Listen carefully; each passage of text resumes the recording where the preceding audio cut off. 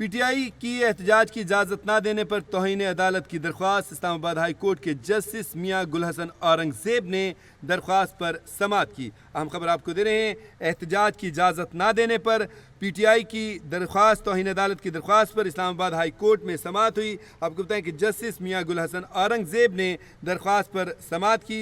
आपको बताएं कि तहरीक इंसाफ को 22 अगस्त को इस्लामाबाद में जलसे की इजाज़त दे दी।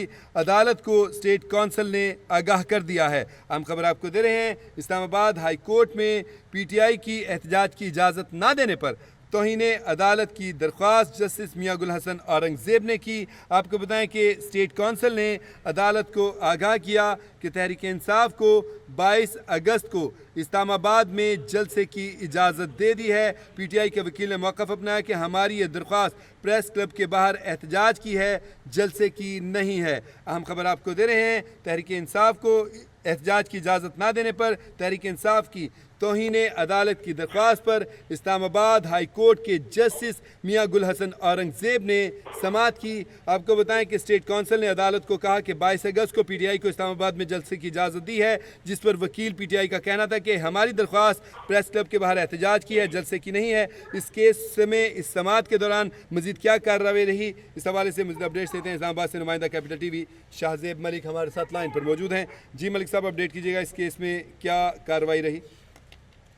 देखिए, इस्लामाबाद हाई कोर्ट में पीटीआई की एहतजाज की इजाजत न देने पर तौहीन अदालत की दरखास्त पर स्टेट कौंसिल ने आज अदालत को आगाह किया कि पीटीआई को 22 अगस्त को हम इस्लामाबाद में जलसे की इजाजत जो है वो दे रहे हैं। इस मुतालिक स्टेट कौंसिल ने अदालत को आगाह भी किया और अदालत इस हवाले से दरखास्त में मुनासिब ऑर्डर पास करने का अंदिया दे दिया। और दरखास्त के हवाले से आज अगर तफसीली बात करूँ तो जस्टिस मियां गुलहसन औरंगजेब ने आज जो है केस की समाअत की और वकील जो पीटीआई ने कहा है कि 22 जुलाई को जो है दरखास्त दी है कि 26 जुलाई को एहतजाज करना है। अदालत ने स्टेट कौंसिल से मुखातिब होकर कहा कि आपने लिखा है कि 20 अगस्त के बाद किसी जगह जलसे की इजाजत जो है एहतजाज कर सकते हैं।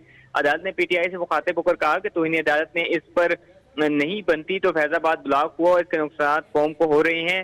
डी चौक पर तो एहतजाज पर मुकम्मल पाबंदी आयद कर दें। और पिछले हफ्ते फैजाबाद धरने में कितने लोग जो है एम्बुलेंस से फौत हुए। हुकूमती पार्टी इजाजत मांगने गई और आप प्लेट में रखकर जो है वो देंगे।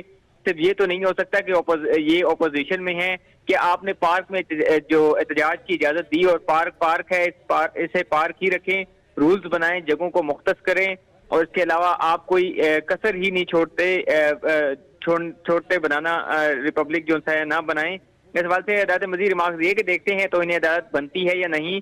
इस हवाले से मैं ऑर्डर पास करूंगा, ये जस्टिस मियां गुलहसन औरंगजेब ने रिमार्क्स दिए इस पर। और मजीद कहा कि इस दौरान स्टेट कौंसिल ने बताया कि जिली इंतजामिया ने पीटीआई को 22 अगस्त को इस्लामाबाद में जलसे की इजाजत दी है। और जिस दौरान वकील पीटीआई ने मौका अपनाया कि जलसे की इजाजत का केस चीफ जस्टिस की कोर्ट में है, वकील ने कहा है कि हमारी एहतजाज की दरखास्त अलग है, जलसे की जो है वो अलग है। अदालत ने इस पर कहा कि सूरत हाल की वजह से लोग अब आपके मुल्क में ही नहीं आ रहे हैं।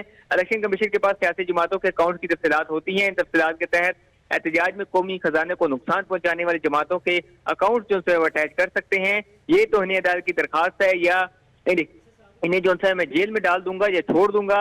तौहीन अदालत केस में अदालत ने जलसे की इजाजत नहीं देनी। जल्दी इंतजामिया पीटीआई को इजाजत इसलिए नहीं मिलती कि शाबाशी मिल जाएगी।